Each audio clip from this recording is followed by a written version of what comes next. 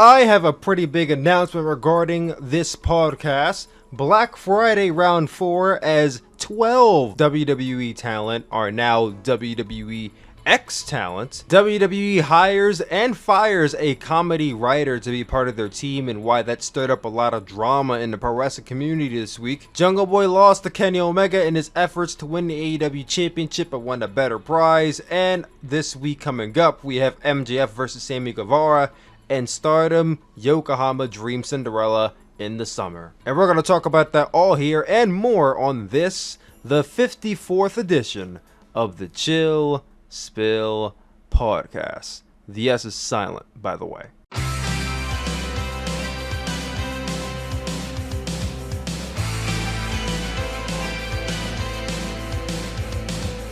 Yo, what is going on, guys? It is your boy Tyler Mask, aka Tyler-kun Williams, aka Suplex. That's SOOPLEX on TikTok and SOOPLEXX on Twitch.tv. Also on Twitch.tv. Shout out to my boy Big Willie Isms, who just had me on his podcast, Wrestle Isms, which you guys can listen to on Twitch.tv/Big Willie Isms. That's twitch.tv/BIGWILLIEISMS.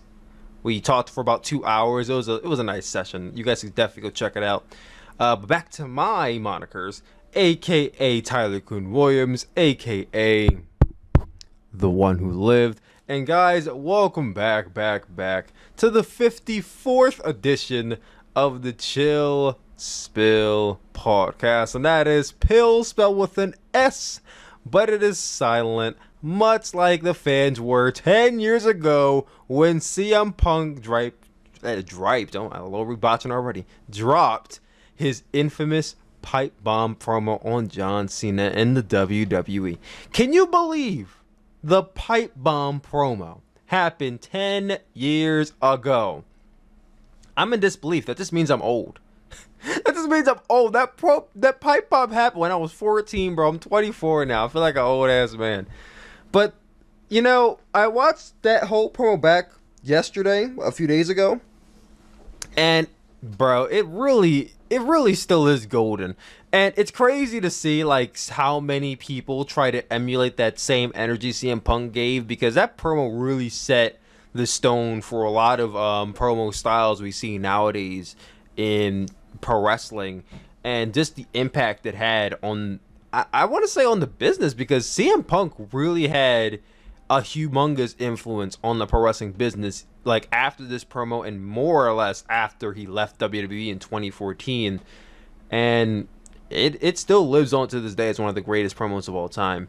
Even if you can debate if it was shoot or worked or whatever the case may be, it still is one of the best out there. But yeah, man, I miss CM Punk. I miss CM, like, I miss the presence of CM Punk, but like I'm over him returning. Like, I miss him, but like if he never returns to wrestling, I'm over it. Like, it's been 7 years. I'm not one of these guys who's begging CM Punk to come back. It's like, bro, it's been 7 years. He ain't coming back. He ain't coming back. The closest we got to CM Punk returning was him being on WWE Backstage, and then that show got canceled. So he ain't coming back. But this episode of the Chill Spill Podcast was supposed to go up yesterday on Tuesday, but I decided to delay it one day because I was spending my Tuesday getting something together for this announcement, and that is, we are 1 year deep into the Chill Spill Podcast. I mean, as you guys know, 53 episodes, there's 53 weeks in a year. Now, I'm not going to sit here and say that I was consistent for 53 weeks in this episode, because I most certainly wasn't. This podcast started June 1st of 2019. We're now in June 30th of 2021, and we're just now reaching episode 53. I believe we're about 30 plus weeks strong in our streak right now. So obviously we have not been particularly consistent over the last 2 years, but we have been consistent over the last half year. And what I can finally say, because I worked on this all day yesterday, I could finally say this podcast is now on multiple platforms. No longer can you just find this podcast episodes on YouTube. This podcast can now be found on Podbean, RSS Feed, Spotify, Google Podcasts, and Apple Podcasts. I spent the entire day yesterday uploading episode by episode by episode to my RSS feed, and now I can confirm this podcast is available on Google Podcast. Oh my God, Bottomania. Google Podcasts, Apple Podcasts, and Spotify. Now, Spotify, I think it's having an issue right now because it's only uploaded 3 episodes, 3 of 53 episodes. On Google Podcasts and Apple Podcasts, it is currently all 53 episodes are available. 54 once this episode goes up. And on RSS Feed, which is where the base of the podcast is, you can catch all 53 episodes. Podbean, that is a bit of an issue right now because I uploaded a lot of the episodes out of sequence. So I think right now what I may have to do is delete all the episodes we have now and then re-upload them all. So that way there's 54 episodes, which will take a long time. Might take me an entire day to do that as well if I can't do it through RSS Feed. But I'm happy to announce that you guys can finally listen to this podcast on multiple platforms, not just YouTube or Podbean. Now you have Spotify, Apple, and Google Podcasts. Soon, Pandora, I've uploaded and submitted my review to Pandora. I'm going to be going to Stitcher and Anchor. Like we're gonna branch out and get this on many podcasting platforms as possible, so that way you guys aren't just tied down to one streaming service. You guys can watch this on many podcast services. The goal by episode 100 is to take this podcast completely off YouTube and just have it on podcasting platforms. But we're like 50 episodes away from that. We're a year out from that. I still want to grow and build this platform on YouTube and Podbean and all those other platforms, and then eventually take it off so that way you guys can, just capture this on that. And now the other announcement I want to make is that I do plan on streaming a lot more coming into July and onward. For the last few weeks, I've been really getting back into gaming. If you guys don't know, I'm a really big fan of Tekken. Like a really, really big fan of Tekken. And about a week ago, during Nintendo E3, they announced that Kazuya Mishima from the Tekken series is going to be in Super Smash Bros., which I'm also a big fan of. I grew up playing that game, Super Smash Bros. Ultimate. And that character just dropped yesterday. Now, I was playing around and didn't realize he dropped yesterday, but I realized it now. So I have my Switch all loaded up, ready to go. Once this episode's done, I'm going to have a procedure on my foot. I told you guys this last week, but I'm actually getting a mini surgery done on my foot, so it's going to put me out of the game for about a week or two, out of work. I'm still going to be doing stuff on YouTube. I won't be for the first few days because I'm going to be, slung up on fucking pain pills and shit. But, I'll be able to work on content creations for quite a bit. And then we're going to be going back to work, and now, by that time I'll have shit figured out. But this is my time to actually, get back into what I used to do. Because I've been playing Smash Bros. Like a motherfucker these last 2 weeks. We're going to be playing, not just Smash Bros., but we're going to be playing a lot more. I've been getting back into WWE games because I fell off with that for a bit. On this channel a while ago, like back in 2017, I used to stream WWE 2K17 on this channel consistently, and I actually got like a decent amount of views. Like I think on a few videos I got 1,000 views like when I was streaming. So like I know I'm capable of doing that, and I'm not too sure if you guys want to see that, but we'll see in due time. I think what I may do is stream on both YouTube and Twitch and just unlist the YouTube streams, and then if you guys want to catch the VODs, you can catch it on Twitch. That's what I may do. I can't give a concrete day on when we're going to start because, like I said, the first couple days I'm going to be on pain pills, and it's not a good idea to stream when you're, fucking on pain pills and shit. So sometime this week I will be streaming. I'm looking to do a stream for Stardom Yokohama Dream Cinderella, but I can't confirm that just yet. We'll be talking about Stardom a bit later on in this podcast when we do a preview for it. But I want to get that all out of the way. Once again, big plug. Chillspo Podcast is now available on YouTube, Podbean, Spotify, Google, and Apple Podcasts. Soon to be Pandora and Anchor FM. So go to those podcasting platforms. Search Chill Spill Podcast. the first thing you want to do is go to rss.com/podcast/chillspill, because that's going to take you to a directory which will take you to all 3 of those platforms, including our YouTube channel, which you guys can check out here. I'm sure you're listening to this on YouTube, but there we go. Plugs out the way. Let's now get into the meat of this podcast, which is Black Friday Round 4. I'm pretty sure this was 2 weeks ago when I said I am so tired of talking about WWE releases and how I'm so disappointed in this company, but not shocked. And here we are. I am back for the 4th fucking time talking about WWE releases. This is on the NXT brand. None of these releases came from the main roster. We heard that this is going to happen, but obviously, you know, we weren't betting on it. At least I wasn't betting on it to happen, but it has happened. They did release a good number of people, and I figured, like I did for the other guys, I would take time out of this podcast, most of this podcast really, to really detail these guys' WWE runs and talking about them, give them some limelight in here. I took notes down, which I haven't done for the previous ones. Believe it or not, for the last couple podcasts where I talked about these wrestlers and detailed them, I didn't take notes down for either of them. I literally just went off the top of my head, but I actually took notes down for a lot of these guys, so I'll go through them. The first of which being Kurt Stallion. He came in and was signed during a period of time when I was not watching NXT, so I don't really have a lot to say about him. He got signed in October of last year and was on 205 Live for a hot bit, and then he got released. So I don't really know what kind of potential he had. I can't speak too much on him, but sad to see him go. Same for August Gray. I think his name was August. I don't know if it was August or Augustus. I think it's just August Gray. Augustus Gloop. Let me stop. He's not Augustus Gloop. But August Gray, he was signed in August of 2020. Once again, this is a period of time where I was not watching NXT at all, so I can't really speak on him. But he was on 205 Live for a bit, appeared on NXT television a handful of times, and then he was released. So, hats off to him. Hopefully he has a good future ahead of him.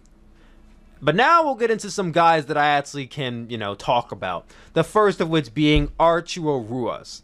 So, Arturo Ruas was signed to WWE back in 2015, which I was actually not aware he was signed this long ago. But, he was residing in WWE's Purgatory Center. A performance center, I meant. So, I obviously did not know until he was on TV. So, of the 2015 period, he only surfaced on the NXT brand a couple times in 2018 and 2019. Now, the few times he was on 2019, I can remember he actually was... Now, I can't say debuted because he obviously was on TV in 2018, but he re-debuted on NXT during the USA Network period, because remember, in September 2019, they actually segued from the WWE Network to USA Network. And the first 2 weeks, I want to say, of them being on USA Network, it was an interesting period where they had the first hour on USA Network and then the second hour on the WWE Network.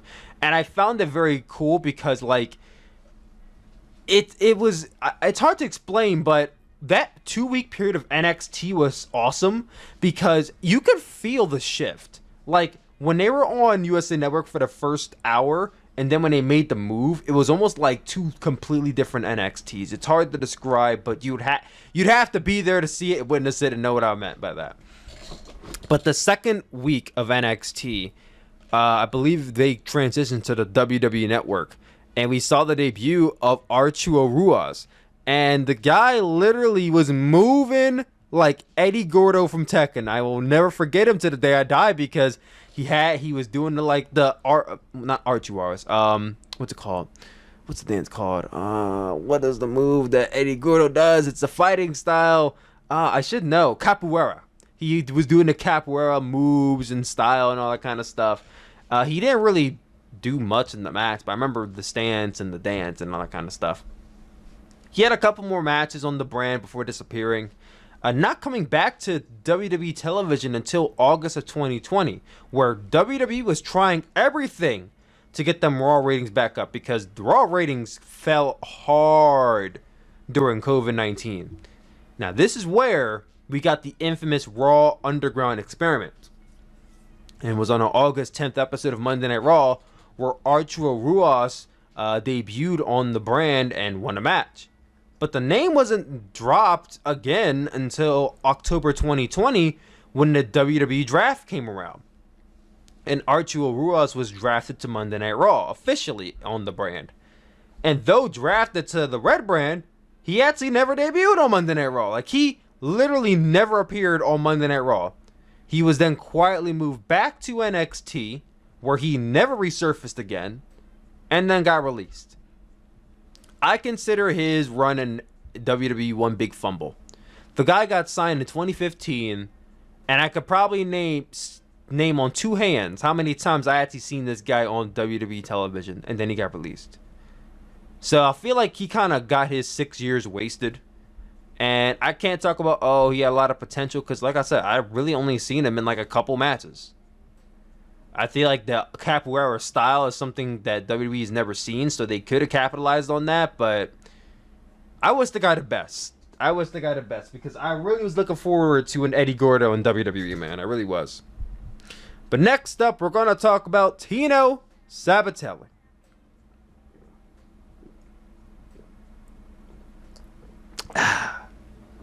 Had to take a quick little sip of water there, cleanse my palate. So Tino Sabbatelli, and if you guys watch NXT Prime years, that being 2014 and 2017, you obviously know the name. If you started watching NXT later on, you don't even know who the hell this guy is. But Tino Sabbatelli was signed to WWE back in 2014. Now, he was part of the lesser known recruits, because back in 2014, they were signing some top tier names that we guys know today. Sami Zayn, Kevin Owens, Kenta, Finn Balor. They've signed those guys, and then the lesser known crop of guys like Tino Sabbatelli. Now, he was in the Performance Center for about 2 years before debuting on the NXT brand with his tag team partner Riddick Moss. And they were an act. Like, I can't really say they were like, a top team. They had potential. Like, I remember watching NXT and seeing this team and being like, oh yeah, that's the team that with the buff guys, and yeah, that's really all they were. They were a buff team, and that's all they had to them. They didn't get pushed. They tried to push them like here and there, and then like they never did get behind them completely. And in 2018, Sabbatelli turned on Riddick Moss. It was prime for a singles run, but then he suffered a pectoral injury that sidelined him for a while. And he was released. Initially, he was released by the company in April of 2020 during the COVID cuts. So he already had gotten fired by WWE at this point. And later that year, he got re-signed by the company, only to be re-released again 8 months later. Which is a sad story to hear that someone got fired, rehired, and fired again, especially considering that when he got rehired, he never went back on TV. I don't know if they were planning to like repackage him or what, but he never resurfaced. Like, he never came back to TV. He got rehired and then fired. He did appear on an episode of AEW Dark, I believe, like last week or 2 weeks ago. So he's finding work. So good for him. Then we got to talk about Marina Shafir. And this is a very, very interesting one as well. Because prior to her WWE career, she was known for her time in MMA wrestling, the MMA field. She wasn't on UFC like Shayna Baszler or Ronda Rousey. I can't really say she was in Bellator. I just know she had like MMA fights here and there. But she was really good friends with Jessamyn Duke, Shayna Baszler, and Ronda Rousey. I can recall one time on an NXT episode back in 2015 when the four of them were in a backstage outside segment with the four horsewomen of WWE at the time, still now, but in NXT, Charlotte, Becky, Sasha, and Bayley. Like, the 8 women, were cross paths, and they're like, whenever you guys want to do it, we'll do it. And they were teasing the hell out of this four horsewomen versus four horsewomen match that we never got and now are never going to get, which is sad to think about. But that was kind of the first tease and the first time we actually saw Marina Shafir on WWE television. We wouldn't see her again for another 3 years during WWE Evolution. Her and Jessamine Duke made their debuts on that show, that all-women show, assisting Shayna Baszler in defeating Kairi Sane to retain her then NXT Women's Championship. Like, after that point, she was on NXT TV a couple times. Like, she was mainly the goon of Shayna Baszler. Her, Jessamine Duke, they were backup for Shayna Baszler during her matches. They came in, interfered, they were managing her. They had a handful of matches, and mind you, I don't really remember her being that good in those matches. I can't say she was bad, but she definitely was not memorable at all. And of the time she was on TV, there's not much I can really say about her. Like, I don't remember her cutting a promo. I don't remember her winning much of anything, because in the tag team matches she was in, I believe she lost all of them. Unless Shayna Baszler was teaming up with them, and then Shayna may have gotten the win in their match. But I don't remember her ever winning anything. And boom, just like that, she got... Now, her tag team partner got released first. Because remember, in the last... Not the last COVID cuts, but the second round, the one back in April, she got released with Samoa Joe, Mickie James, those crop. And here we are in round 4, and now Marina Shafir is gone.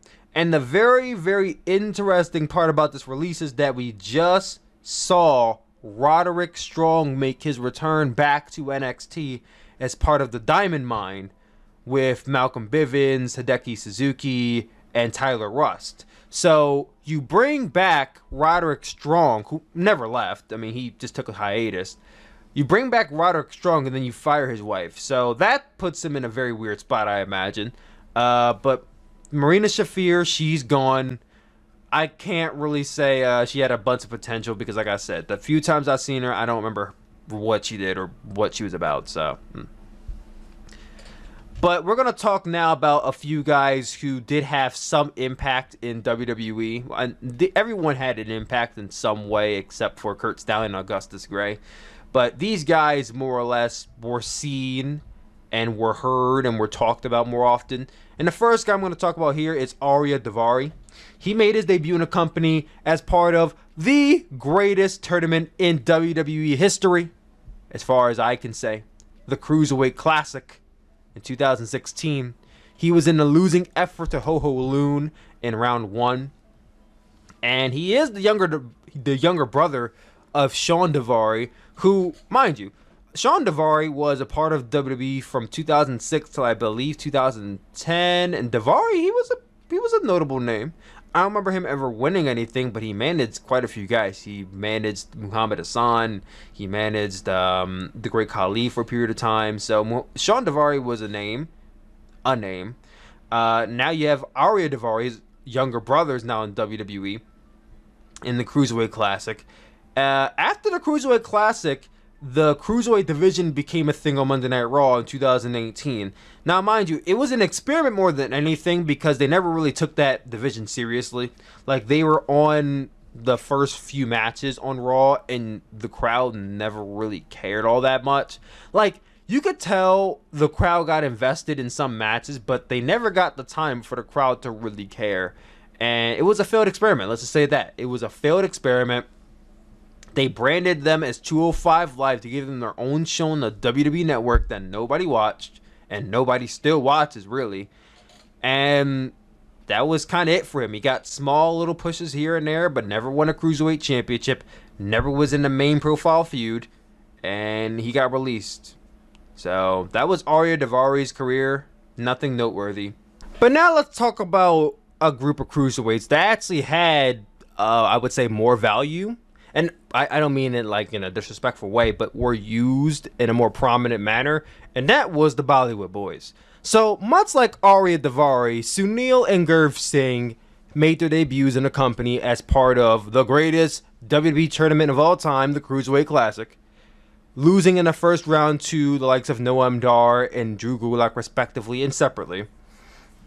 They would go on to appear on NXT and 205 Live a handful of times before that in the year 2017, and then 2016, 2017, and then I would say mid 2017 is where we saw the sudden major push of the modern day Maharaja, Jinder Mahal. Jinder Mahal won the WWE Championship from Randy Orton at Backlash that year. And in a period of time, he gained some goons. Those goons being Sunil and I believe Gurv Singh. I keep on saying Gurv Singh. I feel like that's not his name. I think it might be like Sunil and Samir Singh. I wrote down Gurv because that's what Wikipedia said. But I feel like it might be Samir and Sunil. I might be wrong though. But they were with Jinder Mahal, and throughout his reign, they were with him. They were kind of like his lackeys. The modern day Maharaja. They will always do the entrance with him. And that was really their claim to fame, was that they were with Jinder during the summer of 17, the summer of Jinder.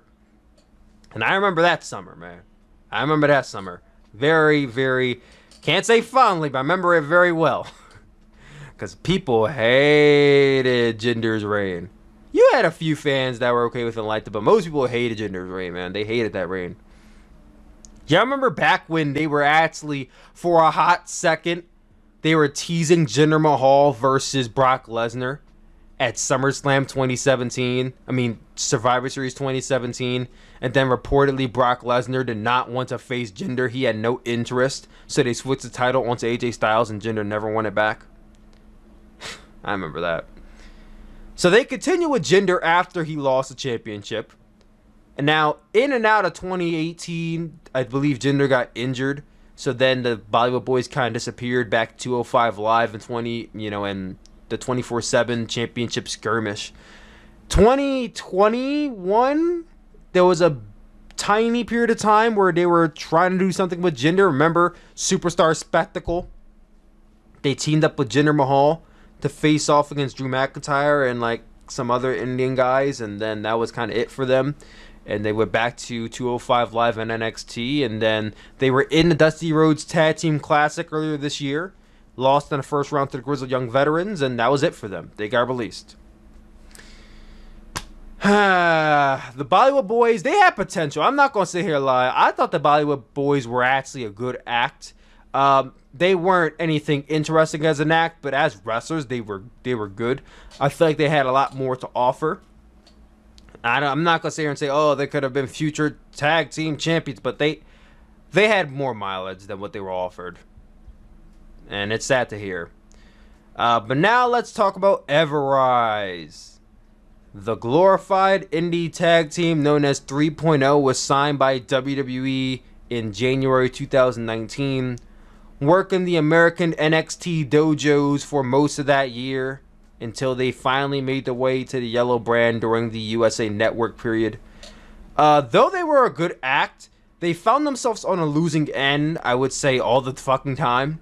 They were pretty much jobbers. Like, I don't know what else to call them.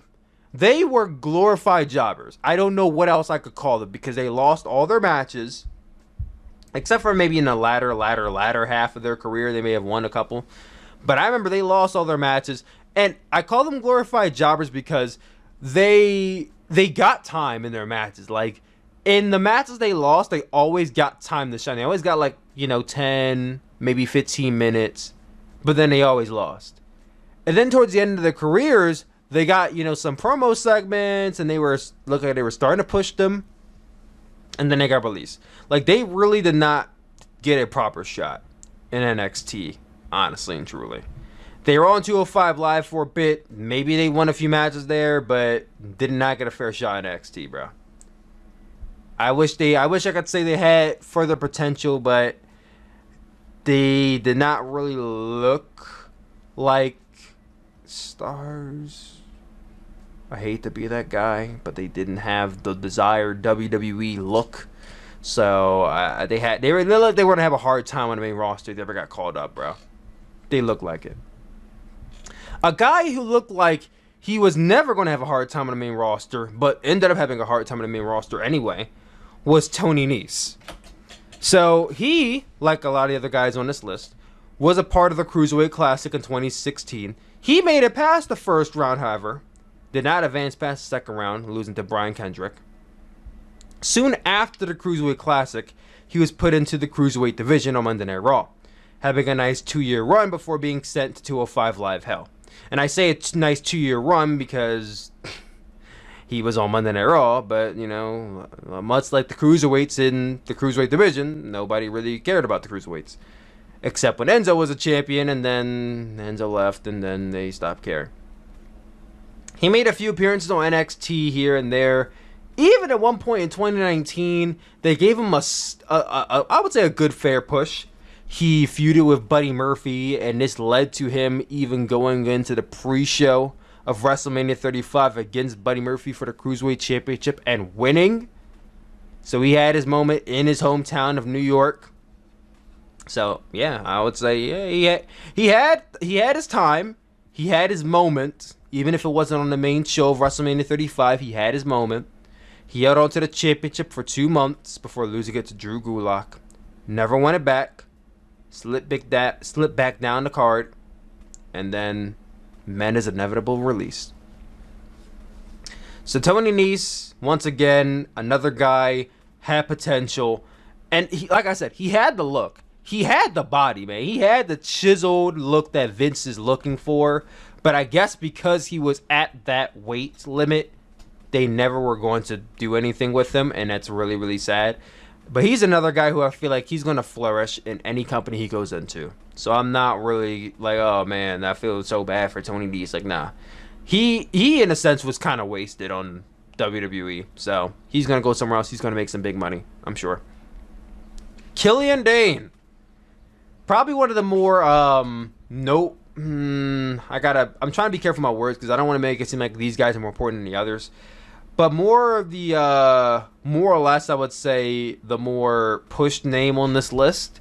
He was signed back in 2016, debuting on the NXT brand in 2017 alongside Eric Young, Sawyer Fulton, later Alexander Wolf, and Nikki Cross as Sanity.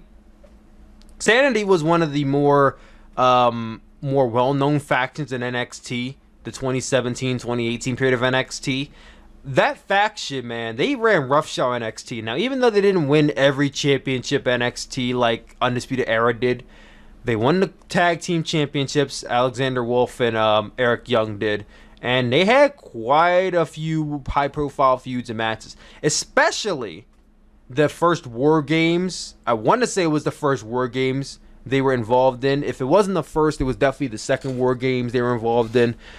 Killian Dane was like the big man of that team.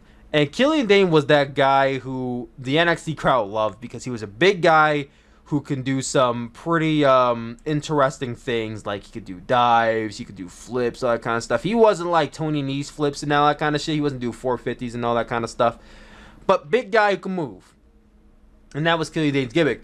And I want to say, right when they signed the War Raiders was when they kind of ended up forgetting about Killian Dane, because with the War Raiders, you have Hanson. And Hanson was pretty much similar to Killian Dane, but better. He was the better version of Killian Dane. And I felt like after that point, I don't want to say they gave up on Killian Dane, but they kind of just forgot about him. And by that point, I believe they already called them up to SmackDown, which was the death note of the faction. Once they went to SmackDown, they lost like every match they had, and then they got disbanded. Like that was literally it for them. They lost their matches, and then they got disbanded. Eric Young went to Raw in the 2019 Superstar Shakeup. Alexander Wolf went to NXT UK, and that left Killian Dane and Nikki Cross on SmackDown. Now, of the faction, Nikki Cross was the only one who really kept her character. Now, I can't speak for the same for her now, but she was the only one who really kept her sanity during this period, because, you know, Eric Young got lost in the mix. Alexander Wolf, I could say Alexander Wolf really did end up flourishing the most because he's on NXT UK with Imperium. And I don't know if Imperium's still together. I hear they got disbanded, but I'm not watching NXT UK, so someone could lie to me and say Eric Young is a part of some other faction. I would probably believe them at this point. But Killian Dane, he was quite the case. Now, in 2020, they ended up sending him back to NXT. which was probably the best thing for him because he was never going to be pushed on SmackDown by himself.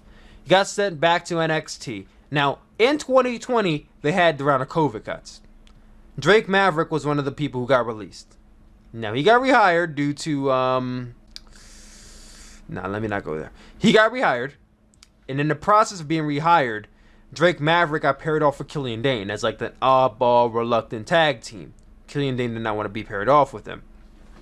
But they ended up clicking over time, and they became an actual duo that could coexist. Now, I thought they were primed to win NXT Tag Team Gold at some point, but that never came, and then he got released.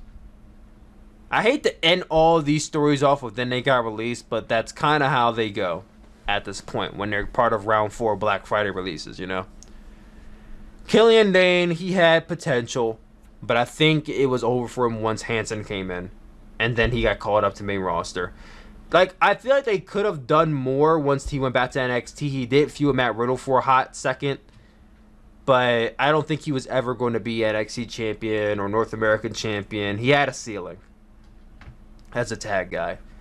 I think post WWE, I think going back to the UK, being a part of, well, I was going to say being part of ICW, but ICW got ate up by NXT now, so I don't know about ICW, but you know, being part of UK Indies might be in his future. Then we have the last two. The first, Tyler Breeze. Tyler Breeze was signed back in 2010 to a developmental contract. Now, he was part of FCW, Florida Championship Wrestling, which was way before Performance Center, way before NXT. He was part of that brand. In 2012, FCW rebranded into NXT. Now, NXT was already a thing in 2010. It was a game show. But then in 2012, it became an actual developmental brand. And that's where Matt Clements really came in. 2013, 2014 is when he repackaged himself as Tyler Breeze. Tyler Breeze I know and love. The pompous, pretty boy model with a selfie stick. 2014 was Tyler Breeze's year. That, like, there was no other year for Tyler Breeze like 2014. This guy was feuding with the top. He was pretty much a main eventer in NXT. It was him, Tyson Kidd, Sami Zayn, and Adrian Neville. That was the prime of NXT, man. The prime of the prime of NXT was 2015. This was the pre-prime of NXT. Actually, no. 2014, 2015 was the prime of NXT. Tyler Breeze was killing it. This man had high-profile matches. Now, he did not have, like, great matches every single week like Adrian Neville and Sami Zayn did, but he was the guy. He was one of the top heels. He was a notable name, and he never won the NXT Championship, and he never won the NXT Tag Team Championship, not until later on. But he had a name to him, and he had a following. And because he had that following, and because he was so popular, he ended up being one of the very first NXT call-ups. Like, remember, he got called up in late 2014, early 2015. He was one of the very first NXT experiments. They got called up to SmackDown. And I remember because he got called up with Summer Rae, and I was so excited, like, yeah, Tyler Breeze, he's going to kick ass, they're going to do something with him, he's going to be the next Dolph Ziggler. I had that in my head, because Dolph Ziggler was still a thing. He's going to be the next Dolph Ziggler, da-da-da-da-da. And then, they ain't do shit with Tyler Breeze for like 3, 4, 5. He got called up late 2014, early 2015. They did nothing with Tyler Breeze the whole time. The whole time he was in the main roster. They did nothing with him.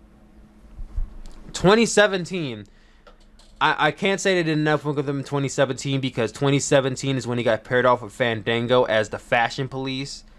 And they had like a comedy act going on, and the fans liked it, and they had a cult following. They got segments, they got TV time. But they never won anything. They never won the SmackDown Tag Team Championships.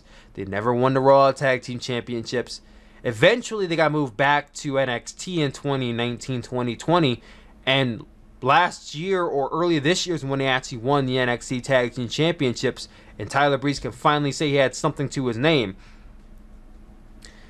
I do have to bring up that prior to him being paired off with Fandango NXT, he did return to NXT by himself first, and he feuded with Velveteen Dream.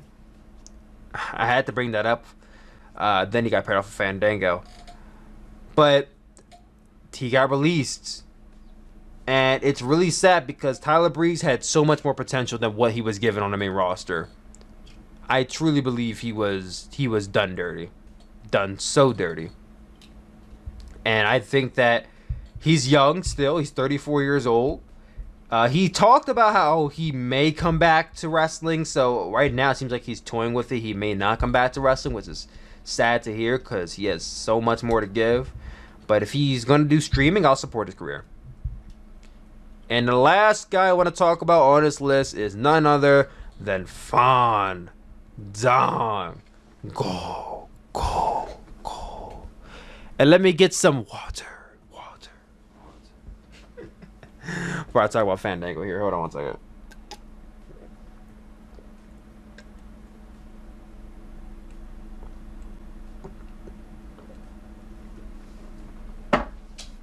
Refreshing. All right, Fandango. Johnny Curtis, as I should call him for the first portion, was signed to a WWE developmental contract in 2006, back when it was Deep South Wrestling, brother. Long before PC, long before NXT. Now, in 2012, WWE had Game Show NXT going, and they were on their 4th season. Johnny Curtis came in. I believe Johnny Curtis may have been a part of NXT Season 2, and Season 4 was the Redemption season, and that's where Johnny Curtis won. Yeah, I believe he was part of Season 2 and lost, because Michael McGillicuddy won Season 2, if I'm correct. I think... Who won? Hold on, let me look this up. Who won Season 2 of NXT? I think it was Michael McGillicuddy, right? Kaval. The runner-up was Michael McGillicuddy. Michael McGillicuddy was the runner-up. Kaval won Season 2. I forgot about Kaval because, mind you, Kaval literally had like a few matches on the main roster, and then they fired him because the guy was probably hard to work with. So he was in Season 2. Came back for the Redemption season, Season 4, and then he won that season. And after he won Season 4, not much happened for a few months, but then late 2012, we started seeing these teaser promos, because 2012, I still watch Raw and SmackDown at this point. Really Raw, not SmackDown, but I still watch Raw at this point. We kept on seeing these teasers for this ballroom dancer named Fandango.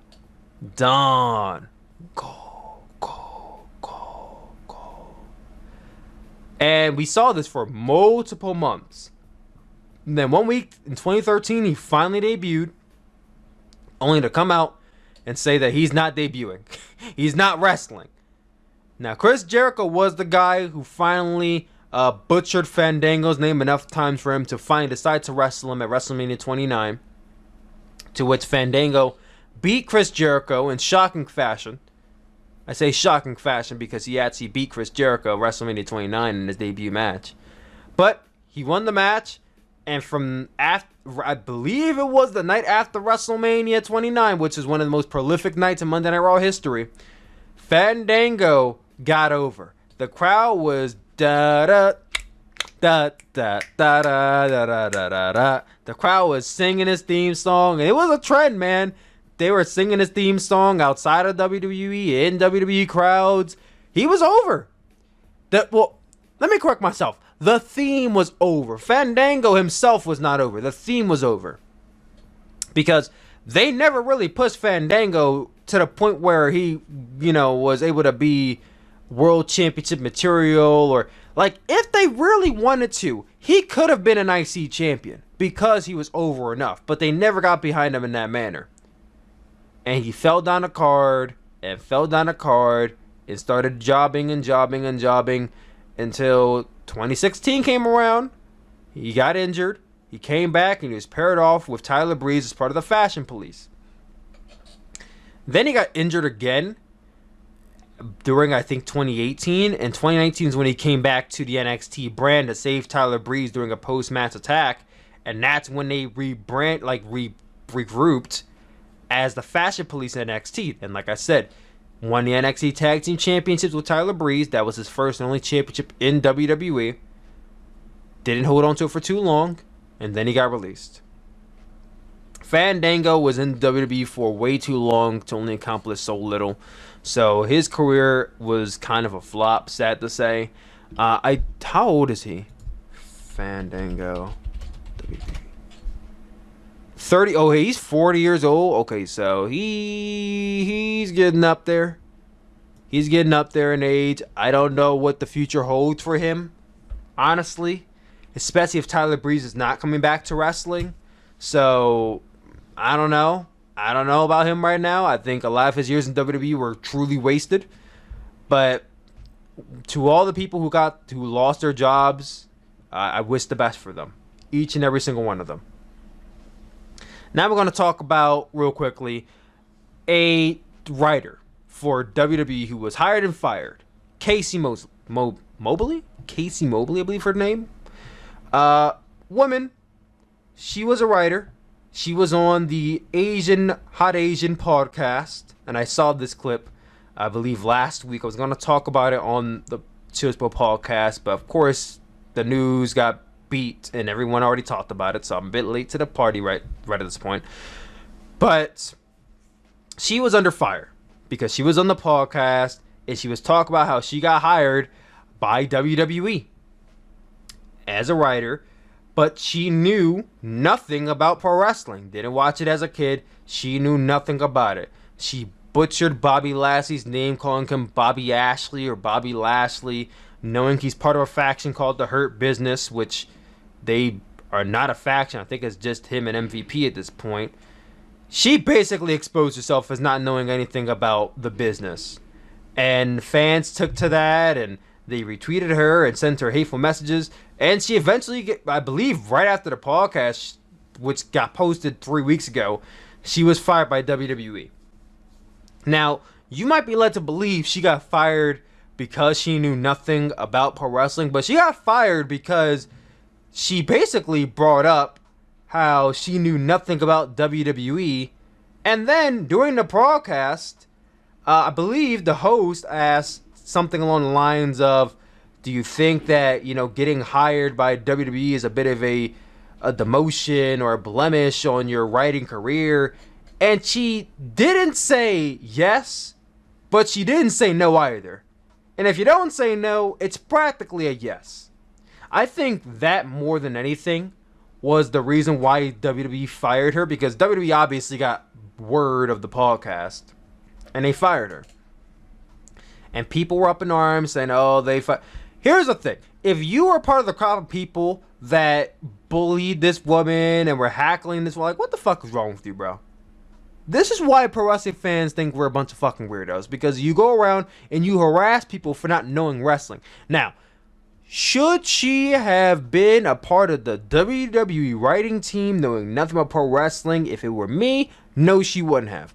But at the end of the day, WWE hired her knowing she knew nothing about pro wrestling. She said on the podcast that she said to them that she didn't know anything about pro wrestling, and they hired her anyway. So WWE hired her knowing she knew nothing about pro wrestling. And you're going to sit here and make it seem like she's the bad guy? No, WWE's the bad guy. They hired her at the end of the day. And yes, she is a writer. She has the credentials to be a writer. But should she be writing for a pro wrestling brand if she knows nothing about the company? You can argue that her job is to be a writer, so she should. But at the same time, if you know nothing about pro wrestling, do your homework. At least try to learn something. In the podcast, it seemed like she didn't even try to look up WWE or even try to learn anything. And I think that's a lot of the reason why fans were so ready to cancel this woman. And I, once again, don't think she should have been canceled because she knew nothing. But still, it was a whole fumble and botched moment for her. She got fired. That's her own fault for getting fired. She should not have gone on that podcast and started saying all this kind of shit and talk about how basically not defending the company. That's her own fucking fault for getting fired. But the hate she's getting is completely unwarranted. Completely unwarranted. And I hope that anybody who hears this and is doing that stuff lays the fuck off. Because, bro, you're weird. You're fucking weird. And just remember that if she was hired by WWE, there's probably many other people on that Monday Night Raw SmackDown writing team that know nothing about wrestling, and that's probably why the writing is poor on both ends. Except for the Roman Reigns storyline, because apparently Vince and Roman collectively write that themselves. Oh, and Paul Heyman. But now let's get into AEW. So AEW Dynamite last week was actually the first time I watched Dynamite in practically 2 weeks, because I skipped the prior Friday night Dynamites because I had work and I was uninterested because Dynamite was not doing very well. But this week was a good week. Heyman Page and Powerhouse Hobbs had a really good opening match. And of course the main event of the show, Jungle Boy versus Heyman Page. That would be a really good match. But Kenny Omega versus Jungle Boy for the AEW Championship happened. They had a damn great match. I'm not going to go as far to say it was one of the best matches in AEW Dynamite history. You know what? You could say it was. It was not the best. I saw people saying, oh, it was the best match in Dynamite's history. I'm like, bro, in the same breath, you can't simply ignore Omega versus Pac. Like, we just not going to pretend like that match never happened. I know it was before COVID, but come on now. Kenny Omega and Jungle Boy had a great match. Kenny Omega did retain.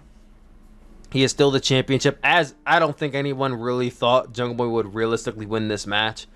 After the match, Jungle Boy was attacked by Kenny Omega, saved by Christian, but then was attacked by Matt Hardy and Private Party. Why are we still getting this Matt Hardy-Christian feud, bro? I really don't care about this Christian-Matt Hardy feud. Leave this feud in 2010 where it belongs. But I guess they're back on the road, and it needs something for their month of July tour, so that's what we're getting. And hopefully after this month it's over and I don't want to see it anymore. But this Wednesday, tonight, on Dynamite, if you listen to this podcast, it should be going up right before Dynamite airs. We have 4 matches confirmed. Britt Baker and Rebel versus Nyla Rose and Vicky Guerrero. I do not believe for a single second that Vicky is wrestling on this show. I'm going to say Nyla is going to be either 2-on-1 or somebody's going to replace her. And I think that Britt Baker and Rebel will win no matter what. Or, you know what? Never mind. Nyla Rose will probably end up beating Rebel to, build up to Britt Baker and Nyla Rose, which is confirmed to be happening on Fyter Fest Week 2. The Young Bucks will be challenging Penta El Zero Miedo and Eddie Kingston in an AEW Eliminator match. Eddie Kingston and Penta, if they win, they get future tag team championship matches. I'm going to say Eddie and Penta win just to get some championship matches on that July tour. So Penta and Eddie win.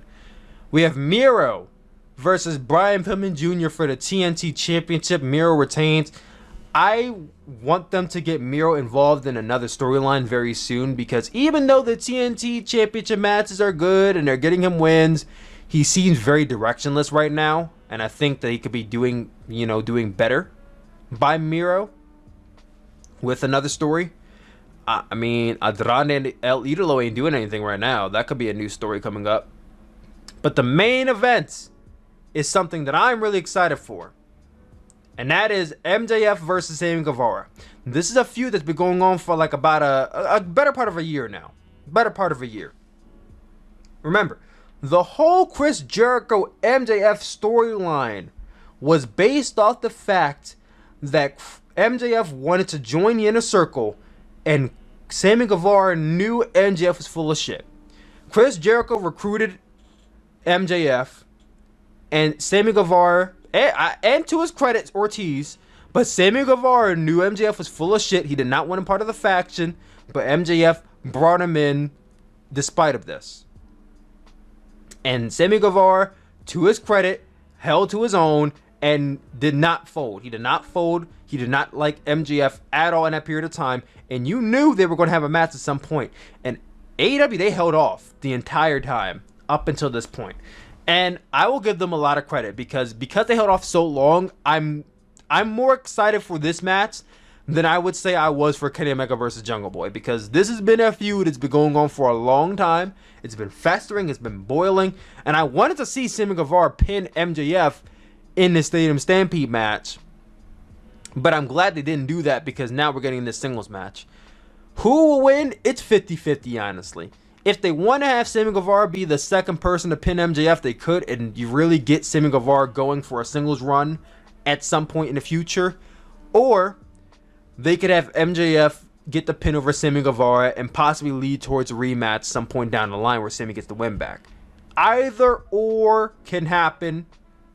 My heart wants MJF. I mean, my heart wants Sammy. My heart thinks Sammy, but my brain and my mind, my gut says MJF.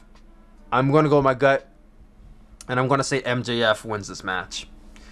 But I'm excited for this match nonetheless. I will be watching Dynamite tonight. I will not be live because I will be on paying bills once again.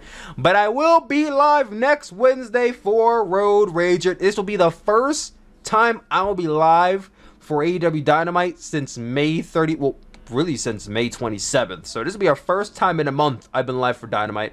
I'm really excited for Road Rager. Not for MJF from QT Marshall, but I'm really excited for them to be back on the road. And we'll talk more about AEW in the future next week, of course. But we're going to end out things on this podcast with some Stardom.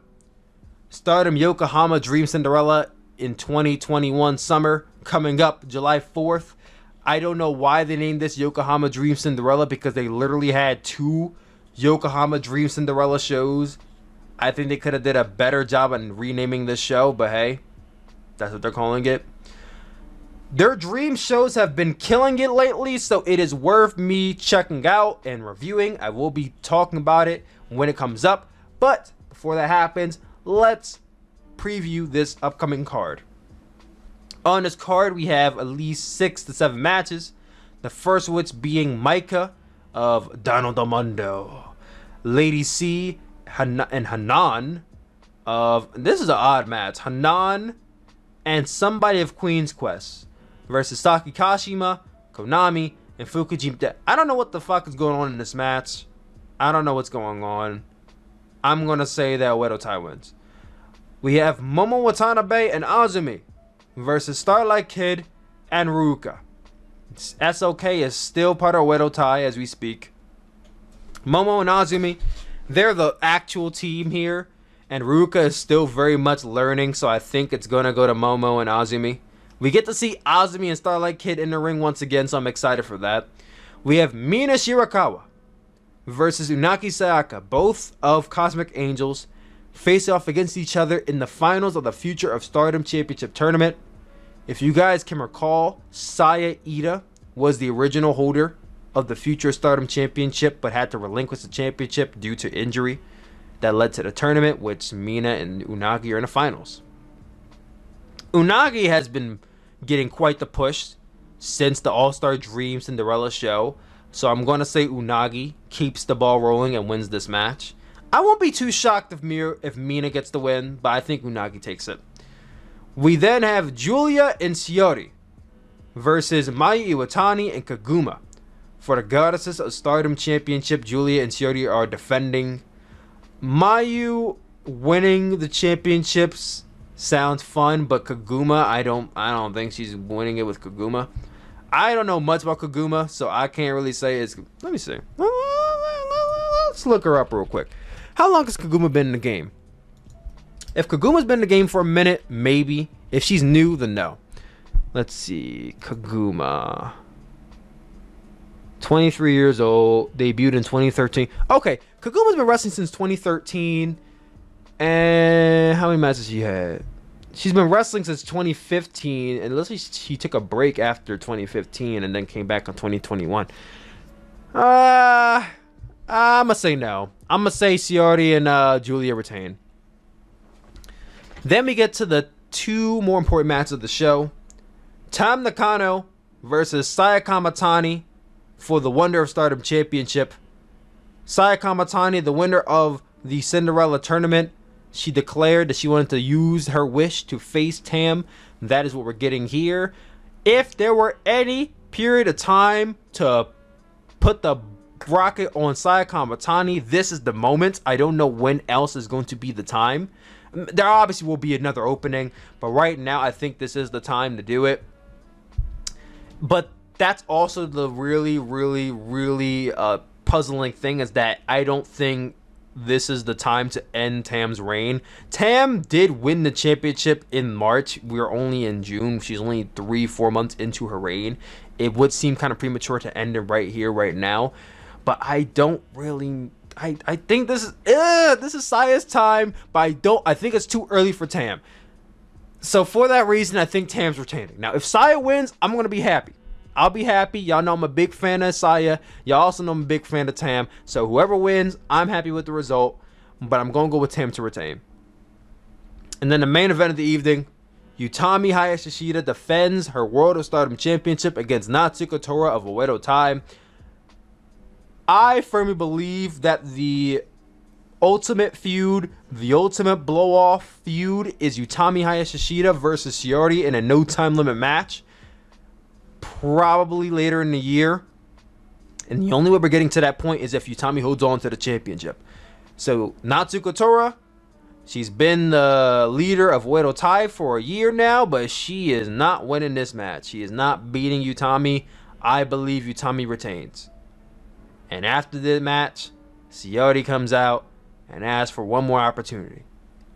And you know, they want to add another wager to it. Maybe they say, maybe Utami's like, if you can't beat me, you never contend for the championship again. That'd be a nice little thing to throw in there.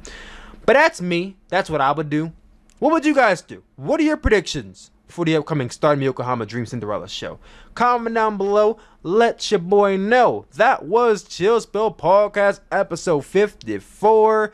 No iCarly this week. I'm going to be checking it out while I'm out, so I will be giving you guys some updates on iCarly next week. 4 episodes worth, so get ready for it. Someone did ask me on the YouTube page to what is my update on the Tyler Mask YouTube channel, because I've been inactive on that channel for the last 4 months. The Tyler Mask YouTube channel, I've been thinking about starting back up and doing some miscellaneous content like iCarly and talking about other stuff, but rebranding it from Tyler Mask to Suplex, because as you guys know, I am Suplex on TikTok. My TikTok is really starting to get some traction right now. So I'm thinking about rebranding Tyler Mask into Suplex and doing a lot, reposting my TikToks, but also doing, you know, miscellaneous content like iCarly reviews, talking about Marvel, talking about my love for Tekken, video games, all that kind of stuff. Because I don't think you guys want to see me talk about it on Tyler-kun Williams' channel. But my TikTok followers and Twitch followers, maybe they do. So I'm thinking about rebranding. I can't 100% confirm it's happening right now. It's just a thought, but I'll keep you guys updated. Once again, that was Chill Spill Podcast episode 54. What did you guys think? Comment down below. Let your boy know. I love you guys as always. Make sure you go follow me on TikTok at Suplex. Go follow me on Twitch, twitch.tv/suplex with 2 X's, SOOPLEXX. Go follow me on Twitter, and go check out the other YouTube channel in case we do start up. And go check out this podcast on other streaming platforms: Spotify, Google Podcasts, Apple Podcasts, Podbean, soon to be Pandora. I love you guys always, and I will see you all later. Peace.